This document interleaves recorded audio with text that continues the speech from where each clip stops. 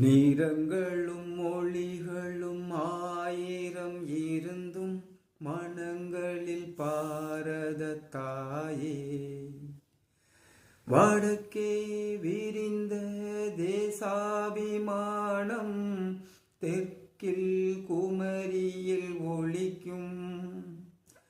இனமதாய் வேற்றுமை உடையினில் இருந்தும் இதயத்தில் ஒற்றுமை பொங்கும்.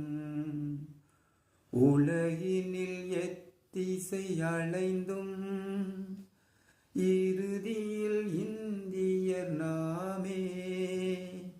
உறுதியில் மூவர்ணம் தானே.